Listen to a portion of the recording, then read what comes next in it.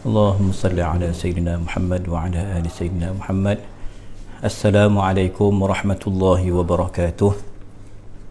Ila hadratin Nabi Muhammadin Mustafa sallallahu alaihi wasallam wa alihi al-kiram wa ashabihi al-'idham, khususan di hadhihi an-niyyati al-mubarakati al-Fatihah. A'udzu billahi minasy syaithanir rajim. Bismillahirrahmanirrahim. Alhamdulillahi rabbil alamin, arrahmanir rahim, maliki yaumiddin. Iyyaka na'budu wa iyyaka nasta'in. Ihdinas siratal mustaqim. Siratal ladzina an'amta 'alaihim ghairil maghdubi 'alaihim waladdallin. Amin. Bismillahirrahmanirrahim. Alhamdulillahi rabbil alamin. Wassalatu wassalamu ala asyrafil anbiya'i wal mursalin. Sayyidina wa habibina wa maulana Muhammadin wa ala alihi wa sahbihi ajma'in. Allahumma salli wa sallim wa barik ala maulana Muhammadin nur al-mudhhib lin-nisyan binurih wa ala alihi fi kulli lamhatin wa nafasin adada ma wasi'ahu ilmuk. Allahumma iftah alaina futuhal 'arifin waj'al a'madana khalisatan liwajhikal karim. Allahumma faqihna fid din wa 'allimna at-ta'wila ya rabbal alamin. Allahumma barik lana fi Rajab wa Sya'ban wa ballighna Ramadan. Sallallahu ala sayyidina Muhammad wa ala alihi wa sahbihi wa baraka wa sallam. Alhamdulillahi rabbil alamin. Summa amma ba'd. Ikhwatul iman, tuan-tuan dan puan-puan, para sahabat ya yang berkesempatan untuk join live pengajian duha kita untuk Masjid Negara pada pagi ini. Alhamdulillah, didoakan sahabat-sahabat semua, datuk-datuk ya, muslimin muslimat berada dalam rahmat, keberkatan, kasih sayang Allah Subhanahu wa taala. Dan alhamdulillah, pagi ini giliran saya untuk menyambung sesi pengajian buku Nilai Masa di Sisi Ulama lil Imam Asy-Syaikh Abdul Fattah Abu Quddah rahimahullahu taala. Ya, buku ni kita dah baca lama dah tuan-tuan kan. Kalau bulan lepas saya bersiaran di Seremban, Kampung Ismail, tapi pagi ni alhamdulillah merentas dan dapat sarapan dengan Ustaz Zahir tadi. Alhamdulillah dapat ke studio Masjid Negara. Moga-moga tuan-tuan dapat manfaat bersamalah ya, perbincangan kita pada hari ini untuk kita lanjutkan, untuk kita teruskan sesi perbincangan mengenai nilai masa. Dan tuan-tuan sekalian, kita memetik kata-kata para imam, para tuan-tuan sebagai rujukan kita yang mengatakan bahawa nikmat ini merupakan nikmat yang paling besar. Nikmat masa ni, kata Syekh Abdul Fattah Abu Quddah rahimahullahu taala, ya, yang merupakan penyusun kepada kitab yang hebat ini tuan-tuan. Dia kata nikmat masa ni tergolong dalam nikmat usul, yang asas ya, asas. Maka minggu lepas saya dapat bersembang, bertemu dengan Tuan Guru Syekh Al-Allamah Syekh Nuruddin Al-Banjari. Maka antara nasihat Syekh kepada kami iaitu apapun keadaan, apapun situasi, apapun musim, Covid ke tak Covid, kuarantin ke tak kuarantin, tuan-tuan, vaksin ke tak vaksin, semua itu tidak menghalang masa untuk terus berlalu kan. Apapun keadaan kita tuan-tuan, masa tetap akan berjalan, dia tak mungkin berhenti ya. Umur kita tuan-tuan semakin bertambah. Okey, kita rasa Rejab tahun lepas macam baru je baca doa Allahumma barik lana fi Rajabin wa Sya'ban wa ballighna Ramadan. Dah sampai balik Rajab, dah imam dah mula baca balik berdoa bulan Rajab. Dan Rajab pun tinggal seminggu lagi ha. Khamis ni dah kita masuk Isra wal Mi'raj. Dah masuk 27 Rajab. Kita akan berada pada Sya'ban al-Mu'azzam, Ramadan al-Mubarak yang kita rindui, yang kita nanti-nantikan. Maknanya tuan-tuan, apa situasi pun semakin hampir, tetapi aku punya amalan tidak bertambah. Ini tuan-tuan, kerisauan para tabi'in, para sahabah, para salafus salih, orang yang mengenal, yang mencintai, tuan-tuan, yang menghargai masa. Itulah tradisi mereka, itulah kesedaran mereka, tidak ingin membiarkan waktu berlalu dengan sia-sia tuan-tuan. Sehingga Imam Hasanul Basri, saya petik pada halaman 30 ya, yang di kitab boleh tengok, Ya, Imam Hasan Basri kata apa? Ya, wahai anak Adam, sesungguhnya kamu adalah umpama hari-hari. Innama anta ayyam, hari-hari. Berlalu satu hari, dah berlalu sebahagian hidup kita. Semalam Jumaat, habis dah Jumaat. Kita cerita hari ni Sabtu pula. Kalau Sabtu tak kita manfaatkan mungkin dengan mengambil istifadah. Ya, kalau sebahagian tempat yang mungkin ada pengajian subuh, kita hari ni insya-Allah bersama dalam pengajian duha. Ya, kalau tidak kita manfaatkan waktu kita, waktu akan habis. Apabila berlalu satu hari, kata Imam Hasan Basri, apabila berlalu satu hari bererti telah berlalu sebahagian hidupmu. Tuan-tuan, dan kata beliau Sayyidina Imam Hasan Al-Basri radhiyallahu an, saya sampai jumpa kaum masyarakat dia di kalangan tabi'in yang lebih sayang waktu berbanding harta, lebih menghargai waktu dan masa berbanding dinar dan dirham. Maknanya tak apa, duit boleh cari, tapi masa kalau berlalu tuan-tuan, maka dia akan berlalu begitu sahaja tanpa memberikan pulangan yang baik, saham yang baik yang menjadi bekal kita untuk bertemu Allah Subhanahu wa taala. Okay, tuan-tuan, alhamdulillah itu sedikit intro yang ingin saya mulakan pada sesi pengajian pagi ini. InsyaAllah harap tuan-tuan boleh bersedia. Kita akan sambung tuan-tuan pada pagi ini. Saya ingat kita boleh lihat kalau bulan lepas saya dah bacakan 5 tokoh yang sangat berjasa pada umat tuan-tuan. Ya, antaranya Al-Imam yang disebutkan tuan-tuan, ya, antaranya Al-Imam Abil Abbas Ahmad bin Abdul Halim Al-Harrani, ya, yang lahir 661, wafat 728 kan. Itu pertama. Kemudian ya, kita cerita tentang Imam Al-Asbahani ataupun Al-Asfahani. Okey, kurangkan waktu makan tuan-tuan kan. Imam Asy-Syaukani yang ketiga. Asy-Syaukani ni dianggap mujaddid, antara orang besar penting, dan kami di Al-Azhar dulu mengaji. Mungkin Dr. Nizam sebentar lagi sesi kedua akan sama kami mengaji dulu dengan kitab Nailul Awtar, kitab hadis Imam Asy-Syaukani radhiyallahu an, seorang mujaddid. Ya, saya tanya Syekh Nuruddin, Syekh, kita mengaji Syaukani ni mazhab apa? Imam Syaukani ni dia seorang yang agak berkecuali. Dia mengambil pengalaman mazhab-mazhab yang silam tuan-tuan, ya, orang ulama Yaman ini, ulama Yaman, ya, sekitar 150 tahun yang lepas, ulama Yaman tuan-tuan, dan dia menghasilkan sehingga 114 kitab. Imam Asy-Syaukani tuan-tuan, Muhammad bin Ali nama dia, banyak kitab, dan kitab beliau menjadi silibus kuliah syariah kami di Al-Azhar dulu. Nailul Awtar nama dia tuan-tuan.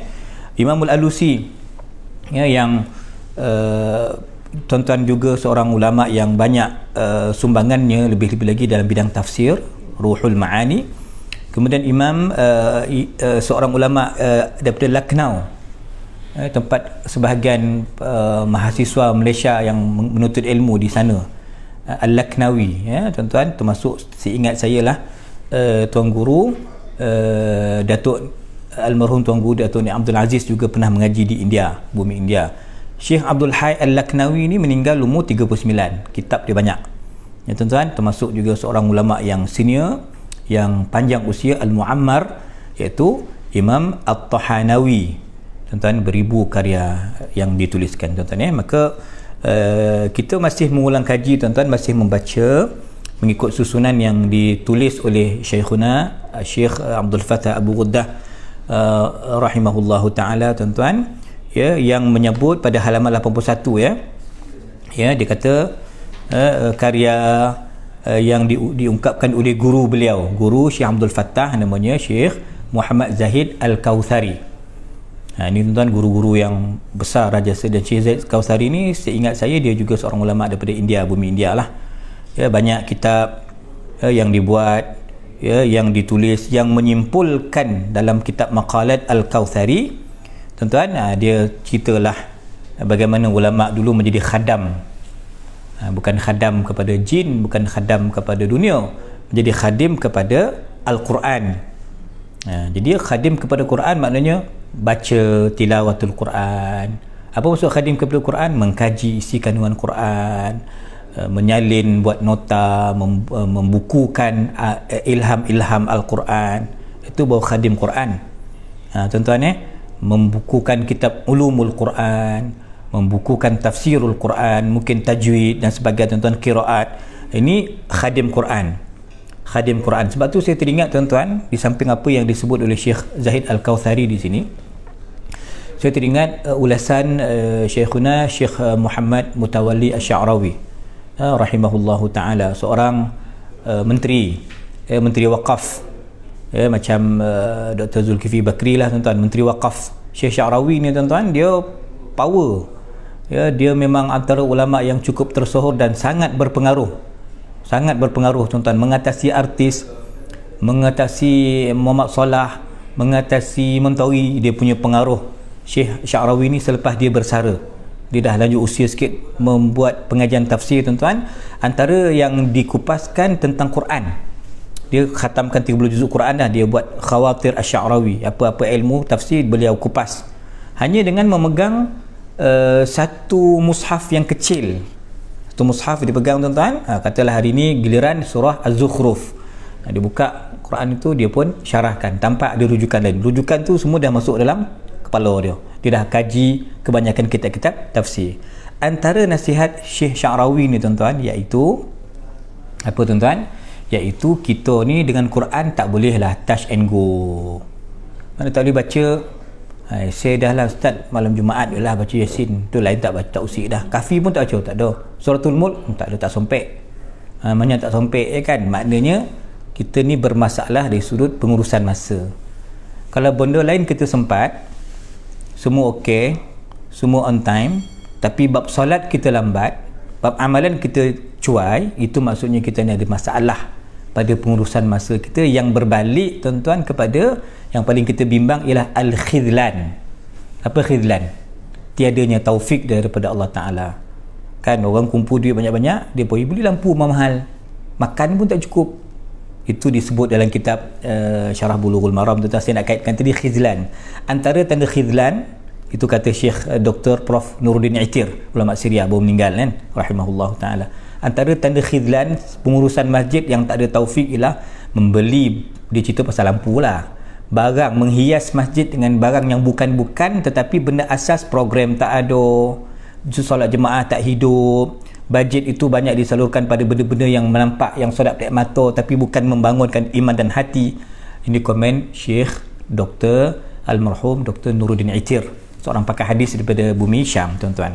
Tapi apa yang saya nak masukkan itu khidlan tadi, dia tak pandai mengurus duit masjid, ataupun saya menguruskan NGO, saya menguruskan ma'had, saya tak pernah mengurus, saya salurkan duit infak, wakaf tu pada benda yang tak sepatutnya, yang bukan keutamaan ni. Itu tanda saya tak ada taufik, na'udzubillah ni tadi. Tanda seorang yang tak ada taufik ialah, kalau kita mengikut, tuan-tuan, kata-kata tuan-tuan daripada para ulama kita tadi, Syekh Sya'rawi, disebut kita ni, tuan-tuan, kalau kita nakkan Quran, nak jadi khadam Quran, mesti full time. Nak jadi hamba Allah, dia bukan part time, bukan masa semayang aku hamba, luar semayang aku tak ada Tuhan. Itu ada syirik pula, kan. Masa aku tak ada apa-apa ni, aku cari Tuhan, maka aku dah ada kuasa, nanti aku dah senang, nanti aku tinggalkan Tuhan. Itu maknanya iman apa tu? Iman tak mantap, iman yang tidak istiqamah, yang tidak lurus. Maka, tuan-tuan, jadi khadim Quran, kalau kita nak bahaskan, nak jadi khadam Quran, dia bukan baca part time, dia mesti baca berterusan. Jadi wirid harian kita, insya-Allah, wirid harian. Bacalah. Mungkin ibu-ibu kita ni rajin sikit, kan, dia khatam sebulan sekali, maknanya sehari satu juzuk. Mungkin Covid ni tak boleh keluar, duduk rumah, bacalah Quran banyak-banyak, dapat khatam seminggu sekali lagi, anda contoh, kan, tuan-tuan. Maka dibaca. Kalau ulama pula, tuan, baru dapat dia keluarkan istimbat tafsir Quran, apa intisari ayat itu, apa yang tersirat daripada ayat yang dibahaskan. Tuan-tuan, sebab tu menarik. Dan saya baca juga kitab Syamullah Sirajuddin, dia kata apa, tuan, kita kena tengok kaitan Quran dengan Nabi SAW. Quran dengan Nabi SAW. Nabi menerima Quran, Nabi mulia dengan Quran, tuan-tuan. Nabi SAW, kajian tentang Nabi ni tak selesai sampai sekarang, sampai kiamat. sebagaimana ulama buat kesimpulan, sebagaimana mukjizat Quran tu tak dapat kita selongkar. Para saintis Muslim cuba kaji apa dapatan dia, apa kajian saintifik dia, masuk makmal dia, apa-apa benda yang Quran sebut belum selesai tuan-tuan. Berapa persen je kita baru jumpa Quran sunnah ni. Begitu jugalah tentang Nabi SAW. Ulama tulis pelbagai sirah, pelbagai syama'il, pelbagai manaqib, pelbagai benda, segala sudut dikaji tentang Nabi, sebenarnya belum selesai. Sebab kelebihan Nabi tuan-tuan berkait juga dengan kelebihan Quran. Seperti mana kajian Quran belum selesai, dan kajian tentang Nabi pun tak akan selesai. Tuan-tuan, kita kena mengkaji dan terus mengkaji, maksud saya tuan-tuan. Itu dapatan, itu perkongsian yang disebut oleh Syekhuna Syekh Muhammad Mutawalli Asy-Sya'rawi rahimahullahu ta'ala. Tuan-tuan, okey, kembali 81. Syekh tadi, Syekh Zaid Kautsari, ni ulama Sunni. Kalau Syekh Zaid Kautsari, Syekh Abdul Fattah Burudah ni tuan-tuan, dia agak dibenci lah oleh geng-geng ekstrim ni lah, geng-geng mengaku salaf ni lah. Dia tak bergoma dengan Syekh Zaid Kautsari ni, tak bergoma dengan Syekh Abdul Fattah Burudah tuan-tuan, sebab kajian mereka ni berfakta, berdalil, bukan auta. Tak payahlah nak seni-seni sangat kan, dia memang berdalil, poin dia jelas. Tuan-tuan, kalau nak jadi khadim, jadi khadam tu dia baca, kaji, tulis, sampaikan, tuan-tuan ya, selari dengan naluri dan sumber rujukan. Ini komen tentang kalau kita nak jadi khadim Quran. Kiaskanlah dengan khadam hadis sunnah. Jangan suka-suka nak tulis saya ni telah wakafkan diri saya kepada Quran. Jangan. Kalau dah wakaf esok tak payah nak guna lagi dah. Saya dah menazarkan diri saya ni untuk hadis. Kalau kita tak mampu jadi macam ulama silam tuan-tuan, kita ni cuba jadi khadam yang membantulah, meringankan, melancarkan urusan-urusan agama, men-sharekan program-program yang baik macam ni, memviralkan ilmu-ilmu yang bermanfaat. Kita setakat tu lah, kita punya sumbangan kita setakat tu kita boleh buat, simple kan, boleh buat. Jangan viralkan benda yang tak pasti, benda yang bukan-bukan, yang menimbulkan kekeliruan, tuan-tuan kan. Benda sebenarnya sudut hukum ada kebenaran, ada keharusan, kita pula goreng, kita pula pusing cerita lain. Itu jangan buat lah, itu buang masa, rugi masa tuan-tuan, dan kita menempah satu yang tidak baik untuk masa depan kita, dunia dan akhirat. Okey tuan-tuan sekalian Taib qala, maka kata Syekh Abdul Fattah, dia kata saya minta izin ni 81 bawah sekali, saya minta izin nak terangkan kitab-kitab ulama. Tuan-tuan, kita sebut dah Imam Abdul Hasan Asy'ari, kitab Muhtaraz, Qadi Abdul Jabbar Al-Hamazani, tafsir dia nama Al-Muhit. Tuan-tuan ada kitab Hadaiq Dzati Bahjah 300 jilid. Ya Allah tuan-tuan, macam mana dia tulis ni 300 jilid ni? Kita nak menyiapkan assignment 13 muka surat pun tuan-tuan bapak payah kan. Itu pun copy paste tu. Diorang tuan-tuan steady, hati bersih, akal bersih, niat baik, ilham mencurah-curah. Maka Masya Allah Tabarakallah, itulah tradisi ulama tuan-tuan dan ada dulu di zaman Imam Abu Hanifah, disimpan di masjid Imam Abu Hanifah tapi hilang kan, tak dapat jumpa tuan-tuan. Ibnu Syahin dalam benda yang bentuk manuskrip pun banyak lagi tuan. Di Al-Azhar, saya komen sikit sebab saya dah tersebut manuskrip ni kan, makhtutat dalam bahasa Arabnya. Manuskrip ni pun belum dibukukan, belum dimasuk dalam type, belum di type secara moden, typewriter ke, belum dimasukkan dalam sistem komputer lagi, makhtutat. Al-Azhar tuan-tuan, tesis Al-Azhar master PhD dia beribu kajian yang membuktikan kesilapan pemikiran pelampau ini, hulu dari sudut membida'ahkan orang, menyalahkan orang yang puasa Rejab, mengkondemkan orang yang baca istighfar Rejab, Rabbighfirli warhamni wa tub alayya, Rabbighfirli warhamni 70 kali baca, dikondemkan istighfar itu, menyalahkan orang yang berselawat. Al-Azhar tuan-tuan, kata Syekhul Azhar Prof Syekh Ahmad Tayyib tuan-tuan, dia kata Azhar ada ribuan kajian yang boleh membongkar kelemahan, kesilapan, kegelinciran kumpulan-kumpulan ekstrim yang menyalahkan amalan masyarakat hari ini. Tapi kata Syekh Ahmad Tayyib tuan, kita malas nak berkelahi. Saya malas nak cetak buku-buku ni. Kalau kita cetak tuan-tuan, memang KO lah, orang-orang yang suka mencari masalah, menimbulkan kekeliruan, permasalahan yang semua masyarakat buat tu nak dihukumkan salah. Kita profesional lah, benda yang betul kita kena katakan betul. Kalau benda yang bercanggah dengan akidah, benda yang perkara yang bercanggah dengan hadis yang tuan-tuan, ataupun amalannya itu hadis palsu, maudhu', itu kita benteras lah. Ini bukan cerita geng hadis je, sesiapa pun kita, kewajipan kita akan nahi mungkar, mencegah kemungkaran itu. Antara kemungkaran ialah beramal dengan memviralkan hadis-hadis palsu. Memang kita akan sama-sama lah benteras. Ini bukan kerja orang ulama-ulama hadis je, kerja sama antara kita, tuan-tuan.